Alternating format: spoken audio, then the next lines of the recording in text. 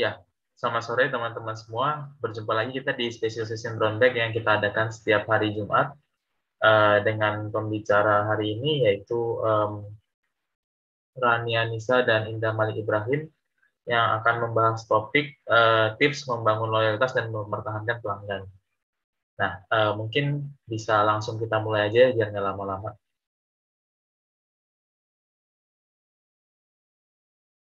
Oke, terima kasih Kak James. Ya, Oke, selamat sore semuanya. Ketemu lagi dengan saya Rani dan ada teman saya di sini juga Indra. Dan kebetulan hari ini kita akan sedikit mungkin sharing-sharing juga atau ngasih tips bisa dibilang tentang bagaimana sih caranya membangun loyalitas dan mempertahankan pelanggan gitu.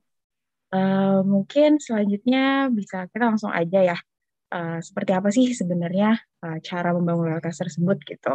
Mungkin aku kasih sedikit garis besar juga di sini apa yang harus apa yang akan kita lakukan juga gitu ya. Karena kan sebelumnya seperti yang kita tahu dalam sales itu sendiri di sini ada beberapa perjalanan yang harus kita apa lakukan gitu, mulai dari prospecting, approaching, probing, sales presentation, handling objection, sales closing sampai akhirnya maintaining atau di after sales itu sendiri, cara bagaimana kita mempertahankan pelanggan kita sendiri gitu. Nah, mungkin untuk hari ini kita akan lebih fokus ke bagian after sales-nya itu sendiri. Next-nya, nah seperti apa sih kita mempertahankan pelanggan kita gitu. Dan awalnya seperti apa saja yang mungkin dapat kita lakukan untuk mengelola pelanggan kita sendiri, untuk menjaga agar kita bisa mempertahankan pelanggan kita sendiri. Di awal kita mendapatkan mendapatkan pelanggan kita dengan cara get itu sendiri apa saja, mulai dari tadi ada prospecting, approaching gitu kan ya, kita punya database kita sendiri atau mungkin kita melakukan referral juga gitu ya, dengan teman atau mungkin kita masuk ke dalam komunitas gitu. Lalu kita coba approach mereka gitu ya sampai akhirnya kita bisa melakukan setelah sudah kita dapatkan bagaimana cara kita mengekip mereka sendiri gitu, menjaga loyalitas dan retensi dari para pelanggan itu. Selanjutnya bagaimana kita bisa grow juga bersama dengan para pelanggan kita itu dengan meningkatkan pembelian pelanggan gitu ya, serta kerjasama dengan existing partner. Dan terakhir kita juga bisa win back ketika pelanggan kita gitu ya, pelanggan kita mungkin pergi, kita bisa uh, bagaimana cara untuk mendapatkan mereka kembali dan mendapatkan kepercayaan mereka kembali untuk tetap menggunakan produk kita gitu. Nah, next-nya yaitu trust. Jadi, trust ini adalah atau kepercayaan, ini adalah hal yang penting untuk kita dapat melakukan keep, grow, dan juga win back dari para pelanggan kita. Itu tanpa adanya kepercayaan ini, nanti akan sulit bagi pelanggan juga untuk menggunakan atau kembali dengan menggunakan produk kita. Gitu. Nantinya juga dengan kesiapan berrelasi dengan seorang, adanya kepercayaan ini dapat meminimalisir rasa curiga dan juga khawatir.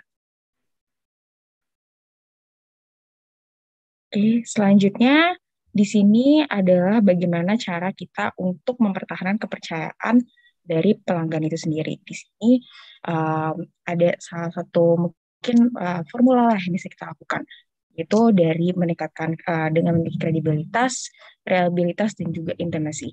Di sini selanjutnya nanti saya akan jelaskan juga apa saja mungkin kredibilitas dan reliabilitas juga intimasi yang dapat kita lakukan. Namun intinya dengan kita memiliki ketiga hal tersebut, nantinya akan terbentuk suatu kepercayaan dari pelanggan dan akhirnya mereka kita dapat mengkeep mereka juga dan juga mewin back para pelanggan kita gitu. Selanjutnya, nah dari kredibilitas sendiri atau credibility. Di sini kita harus dapat menunjukkan kemampuan untuk dapat menyelesaikan masalah personal maupun profesional. Di sini kita menunjukkan bahwa kita memiliki keahlian yang memadai untuk membantu pelanggan kita agar dapat mengatasi masalah. Ketika kita memiliki pelanggan atau dihadapkan dengan suatu project atau mungkin ada produk kita, bagaimana kita bisa membuat pelanggan puas atau harapan yang pelanggan punya itu tercapai dengan ya oke tercapai dengan apa yang kita berikan kepada mereka gitu. Nextnya, nah dari reliability di sini kita memiliki kehandalan atau kualitas yang kita miliki ini sesuai dengan ekspektasi mereka juga, sehingga kita bisa memenuhi janji-janji atau yang kita miliki, yang kita berikan juga di awal kepada pelanggan, dan semuanya itu tercapai dengan baik gitu.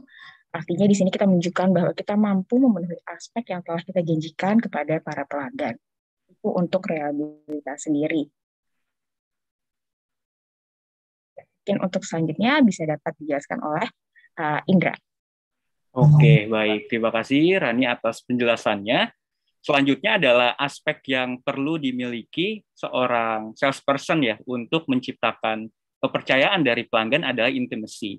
Intimacy adalah bagaimana sih kita bisa engage dengan pelanggan kita. Jadi hubungan atau relationship yang terbangun ke pelanggan itu tidak hanya sebatas hubungan yang profesional gitu, terkait dengan hubungan sebagai pelanggan dan juga penjual atau klien dengan kita ya sebagai salesnya itu sendiri. Jadi di sini kita harus tahu nih seperti apa sih kebutuhan dari pelanggan, emosi apa yang dimiliki oleh pelanggan, dan juga perasaan apa yang sedang dialami oleh pelanggan. Jadi hal-hal tersebutlah yang akhirnya bisa meningkatkan intimacy kita terhadap pelanggan, yang akhirnya berimplikasi terhadap peningkatan kualitas kepercayaan dari pelanggan kepada kita. Jadi hal-hal yang kita diskusikan, kita sampaikan ke pelanggan itu masuk juga nih hal-hal yang sifatnya personal. Jadi masuk ke personality, misalkan ya ada pelanggan yang sedang ulang tahun nih, kita ucapkan selamat ulang tahun, ataupun ada pelanggan yang memang mengalami permasalahan, kita juga bisa nih melakukan diskusi, memberikan empati kepada pelanggan kita untuk meningkatkan intimacy ini. Nah, yang selanjutnya ini adalah self-orientation. Jadi mungkin sebelumnya adalah hal-hal yang perlu kita tingkatkan seperti yang tadi ya, reliability, intimacy, dan lain sebagainya. Nah, kalau self-orientation ini justru sebaliknya nih.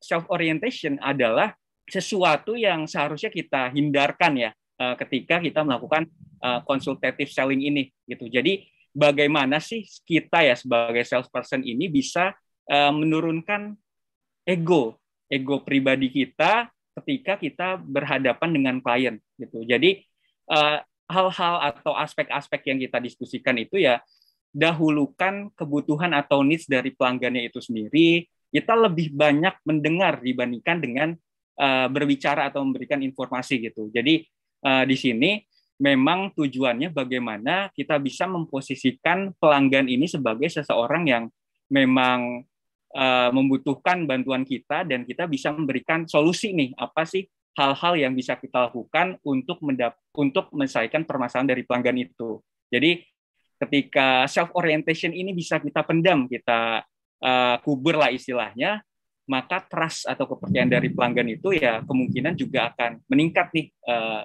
dari pelanggan kepada kita. Nah, di sini selain rumus formula tadi, di sini juga ada hal-hal atau aspek nih yang perlu dilihat lebih lanjut ketika memang kita ingin melakukan manajemen pelanggan. Ini yang aspek yang pertama ya, seperti yang dijelaskan oleh Rani di depan, ada formula GKGW ini. Yang pertama itu get. Jadi ketika salesperson ingin mendapatkan atau mengakuisisi pelanggan baru, memang harus benar-benar memahami sales pipeline ini, mulai dari prospecting yang ada di pre-sales, dan juga during sales-nya itu dari mulai approaching hingga berhasil nih closing dengan pelanggan. Dan yang terpenting yang sebenarnya jadi pembahasan utama kita pada hari ini adalah after sales dari maintaining dari pelanggan itu sendiri. Nah, di sini ada penjelasan ya bagaimana kita bisa mengkeep atau menjaga pelanggan dan loyalitas mereka. Yang pertama adalah ada beberapa aspek nih yang perlu kita perhatikan. Yang pertama adalah informatif, bagaimana kita bisa memberikan sesuatu yang sifatnya membantu mereka, sesuatu yang sifatnya informatif dan menjadi value added atau nilai tambah bagi diri kita kepada pelanggan gitu. Jadi misalkan ada informasi di luar hal profesional ya, seperti personal, informasi personal yang mungkin bisa membantu pelanggan nih dalam menyelesaikan permasalahan di kehidupan seharinya.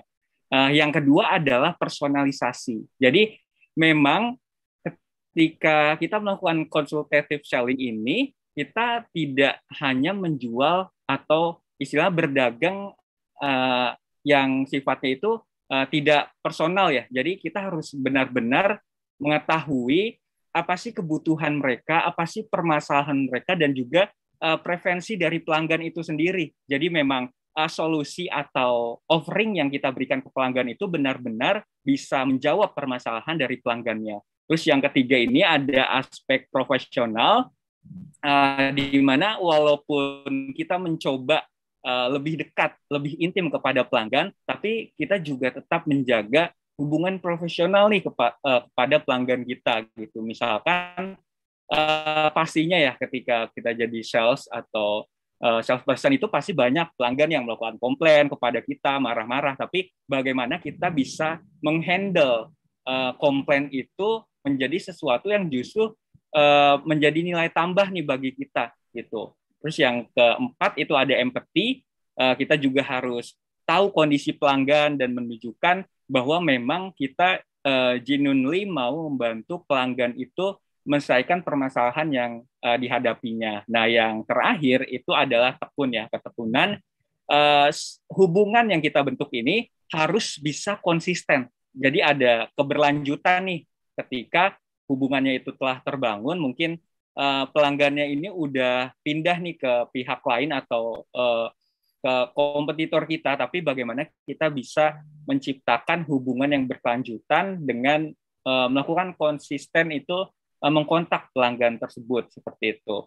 Nah, di yang terakhir ini adalah grow. Mungkin ada dua hal ya, intinya ada dua hal yang bisa kita lakukan. Yang pertama itu upselling, yang kedua ini cross-selling ya. Jadi simpelnya kalau upselling ini kita bisa menawarkan produk yang sama tapi itu jumlahnya atau volume itu lebih besar gitu. Misalkan ya di gerai makanan pastinya kan mereka menjual nih size minuman yang berbeda, itu adalah salah satu bentuk upselling. Jadi penjualan sales kita tuh meningkat dengan menawarkan varian yang sama dengan jumlah atau volume yang berbeda. Nah, ini ada juga cross selling, di mana kalau tadi ya upselling hanya meningkatkan atau menurunkan volumenya, di sini kita menawarkan produk yang berbeda, kita mix campur, misalkan ada burger, terus ada minumannya, terus ada french fries-nya gitu. Jadi ini bisa menambah penjualan kita juga nih dengan menawarkan variasi berbeda dalam satu bundling paket yang sama seperti itu. Nah, ini juga ada win back seperti yang dijelaskan di awal, bagaimana kita bisa menarik, mengambil hati pelanggan kita kembali. Jadi ada beberapa prinsip nih yang harus ditekankan. Yang pertama ya tadi ya trustworthy, membangun kepercayaan pelanggan kita, memberikan respect, menghargai kepada pelanggan. Understanding itu artinya memahami keluhan, kebutuhan dari pelanggan kita. Yang keempat ada juga sensitivity. Jadi hubungannya itu lebih mendalam lagi ya. Kita bisa menunjukkan empati kita kepada pelanggan, dan juga yang terakhir itu adalah timeliness. Jadi hubungan kita tuh tidak sebatas ketika pelanggan itu menjadi customer kita, tapi juga setelah mereka itu melakukan terminasi atau memutus hubungan profesional, tapi kita bisa menjaga hubungan itu berjalan seiring waktu nantinya seperti itu. Nah, mungkin cukup sekian ya materi dari saya dan juga Rani. Untuk selanjutnya kita kembalikan nih ke Kak James ya. Silakan Kak James. Ya, mungkin kita diskusi sedikit ya. Nah, kalau tadi kan berarti dari yang dipaparkan kan berarti tadi ada dari sales process secara singkat, kemudian ada yang trust equation, kemudian ada yang get, keep, grow, win back ya. Nah, mungkin kalau buat yang ini ya, kalau misalkan yang konsultatif selling itu kan tadi terkait dengan yang trust equation itu ya. Nah, jadi kan dari sekian banyak tahapan daripada si sales proses ini ya. Nah, sebenarnya di tahapan mana sih kita harus melakukan konsultatif selling itu? Adakah tahap-tahap di tahap-tahap tertentu yang kita harus fokus atau kita harus secara keseluruhan menerapkan itu?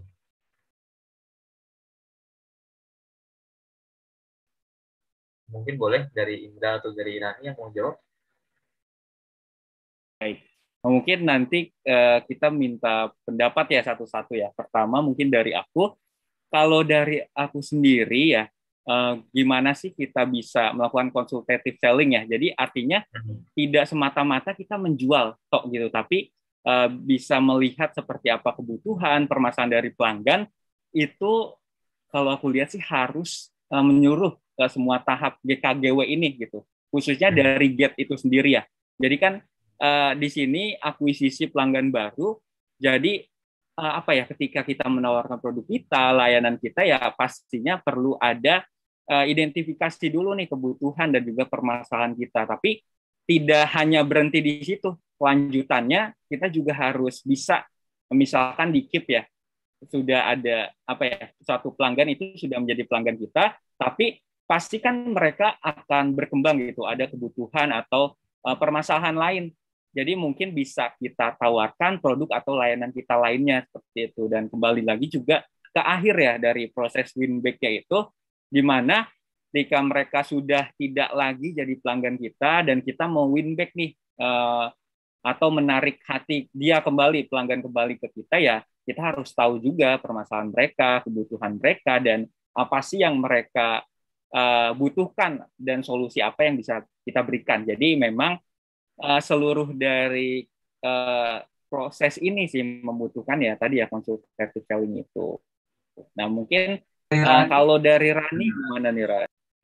Mungkin aku juga nambahin sedikit ya. Sebenarnya untuk mendapatkan apa yang sudah disebut oleh Indra juga tadi ya. Sebenarnya untuk consultative selling ini benar kita juga apa ya harus bisa melakukannya menyeluruh juga gitu. Tapi mungkin terutama di mana kita tuh bisa membantu pelanggan kita gitu ketika kita menjual produk kita itu nggak hanya kita menjual produk aja gitu, tapi kita juga harus bisa menjual solusi juga, solusi dari produk atau misalnya apa jasa yang kita miliki gitu. Jadi kita nggak hanya menjalin kedekatan, tapi kita juga tadi karena ada intimasi juga ya tadi yang saya sebutkan, kita bisa menjadi partner mereka, kita banyak mendengarkan juga sebenarnya kemauan mereka tuh apa, dan kita fokus untuk bisa membantu mengembangkan potensi klien atau pelanggan kita gitu. Ini sih sebenarnya yang dimaksud dari consultative selling sendiri. Jadi kita nggak hanya menjual saja, tapi kita juga menjadi seorang consultant lah, salesperson yang memang membantu untuk mengembangkan potensi dari klien atau pelanggan kita sendiri gitu. Di sini, ya. Iya, baik. Berarti ini kalau bisa disimpulkan si consultative selling ini kita lakukan di berbagai tahapan ini ya. Berarti harus dilakukan secara berkesinambungan ya. Ya betul. Nah, kemudian mungkin berikutnya terkait yang get tip grow sama win back ini ya. Nah, kalau di bagian get tip grow sama win back ini kan untuk win back ini kita mau memenangkan kembali ya pelanggan yang udah hilang atau yang mungkin pernah komplain atau yang mungkin sebelumnya beli sama kita tapi sekarang udah nggak belanja sama kita. Nah, yang mau aku tanyain sih, apakah kita harus selalu win back semua pelanggan? Karena kan kadang-kadang mungkin ada juga pelanggan yang memang permintaannya tidak masuk akal atau mungkin yang komplainnya itu berlebihan atau tidak sesuai dengan yang atau mungkin ada beberapa pelanggan yang mungkin memang nggak sesuai aja gitu dengan apa yang kita offer gitu ya. Misalnya kita menawarkan suatu produk ini dan ternyata keinginan mereka itu berlebihan atau tidak sesuai dan atau mungkin kita nggak bisa memenuhi ya standarnya mereka. Nah itu kira-kira gimana? Apakah semua pelanggan itu perlu kita win back dan gimana caranya kita ngadepin pelanggan-pelanggan tertentu yang seperti itu? Oke, baik. Terima kasih Kak James ya tadi ya. Apakah kita harus me-win back semua mantan ya istilahnya mantan pelanggan kita? Kalau aku secara pribadi sih enggak ya. Maksudnya kita juga harus melakukan kurasi.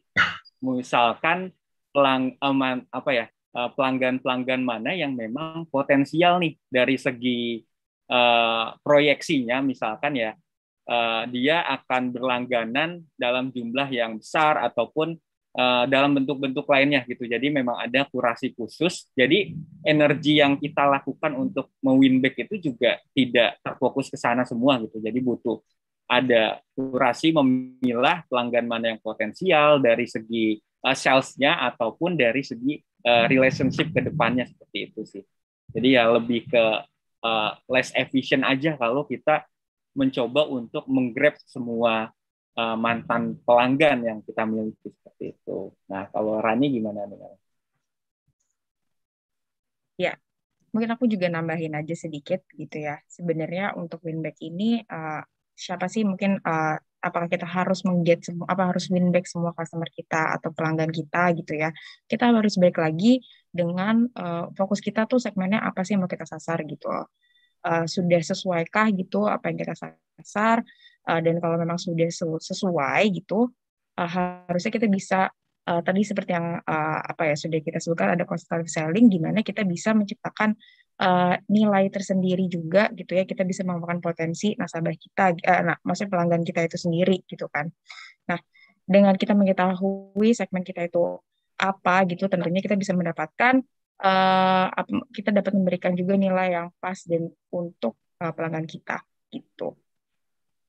Sama jadi ya. Ya. Nah, kemudian mungkin boleh lihat yang itu ya, tadi yang untuk di bagian winback ya, yang slide terakhir mungkin.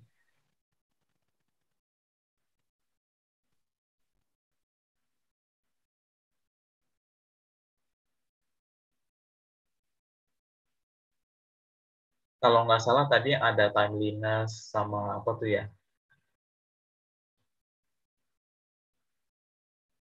Nah, yang ini ya, untuk winback kan, kalau yang tadi kan pelanggan mana yang biasanya kita, tadi kan berarti kita secara selektif ya, berarti ini nggak semuanya akan kita winback. Nah, kemudian kalau untuk service recovery ini kan berarti kita sudah melakukan suatu kesalahan ya, kemudian kita mau meminta maaf atau menebusnya gitu. Nah, kalau menurut teman-teman, biasanya service recovery ini cara yang terbaik itu seperti apa? Apakah kita hanya misalkan kepada pelanggan kita lebih ke arah kita minta maaf atau gimana, atau ada insentif tertentu, atau ada cara lain lagi yang menurut teman-teman lumayan oke gitu ya, maksudnya efektif dan juga nggak membebani perusahaan terlalu banyak tapi bisa memberikan dampak positif gitu. Ya, benar sih maksudnya dari Kak James juga gitu ya. Pasti ketika memang kita sudah melakukan kesalahan gitu ya, ya tentu kita harus minta maaf ya. Apalagi kan mereka adalah pelanggan kita sendiri gitu. Dimana kita bisa uh, meminta maaf dengan baik juga selagi kita juga tetap mempertahankan mereka untuk tetap percaya juga dengan kita gitu loh. Jadi secepat mungkin atau mungkin se apa ya secepat mungkin kita bisa kembali mendapatkan atau gain their trust lah kepada kita gitu loh, dengan cara mungkin ya kita bisa bertanya apa yang sebenarnya menjadi apa menjadi kesalahan ataupun yang perlu yang mungkin kurang juga dari apa yang kita berikan kepada mereka. Balik lagi butuh ada komunikasi juga sih antara kita dan juga pelanggan kita atau klien kita itu sendiri gitu. Setelah itu kita mungkin ya kita bisa terus memaintain juga relationship-nya itu sendiri dengan menjaga dengan baik, dengan memberikan atau mungkin satu apa ya kebutuhan yang mungkin mereka tidak kita sempat berikan juga sebelumnya gitu ya, dengan kita berikan sebelumnya dengan lebih baik lagi gitu. Baik ya. Mungkin dari Indra ada tambahan? Oke. Nah, sama sih seperti Rani yang jelaskan sebelumnya. Jadi harus ada komunikasi lagi, balik lagi ke consultative selling. Jadi mungkin nggak hanya minta maaf ya di sini, tapi misalkan ya kita harus cari tahu dulu nih kenapa sih pelanggan kita itu bisa berhenti menggunakan jasa atau membeli produk kita gitu. Jadi kita harus tahu latar belakang kenapa mereka berhenti ya berlangganan kepada kita. Misalkan ya setelah kita cari tahu memang produk atau layanan yang kita berikan itu harganya di atas nih dari pesaing kita. Jadi cara melakukan win back itu kita bisa memberikan insentif seperti promo, diskon, seperti itu. Jadi balik lagi, kenapa pelanggan kita berhenti, kita harus cari tahu dulu, dan disitulah posisi atau pintu kita nih untuk memberikan solusi yang si pelanggan kita butuhkan, seperti itu. Gitu sih, Kak James, kalau dari aku. Baik, ya mungkin cukup untuk diskusinya. Mungkin kalau bisa saya simpulkan, berarti pembahasan kita hari ini untuk yang tips untuk pengelolaan pelanggan. Jadi yang penting kita itu meskipun menjadi seorang sales ataupun kita menjual produk, tapi orientasi kita itu jangan kepada produk kita, melainkan kita berorientasi pada pelanggan kita, dan juga kita harus peduli kira-kira kebutuhan mereka itu seperti apa, dan juga mungkin ada hal-hal lain yang bisa kita sentuh. Maksudnya kita jadi sales nih nggak melulu jualan aja, tapi mungkin kadang kalau pelanggan butuh sesuatu yang lain, kita bisa bantu dan kita bisa kembangkan sebenarnya hubungannya kita ya dengan mereka, supaya kedepannya juga kita bisa mengembangkan mereka sebagai misal kedepannya mereka akan beli lagi dengan kita atau membeli lebih banyak. Itu sebenarnya dari hubungan yang kita jaga ya, bukan karena kita menawarkan produk terus-menerus seperti itu ya. Kemudian juga ada langkah-langkah untuk mengelola pelanggan ya, dari yang get, keep, grow, sama win back itu ya, dari gimana caranya kita mendapatkannya, mengembangkannya, mempertahankannya, dan juga untuk kita gimana nih menghadapinya kalau ternyata mereka komplain ataupun mereka ternyata udah nggak beli dari kita lagi, itu seperti apa cara menghadapinya. Nah, mungkin kurang lebih itu sharing yang kita sampaikan hari ini. Terima kasih semuanya teman-teman yang sudah join, dan juga kedua narasumber. Selamat sore. Terima kasih.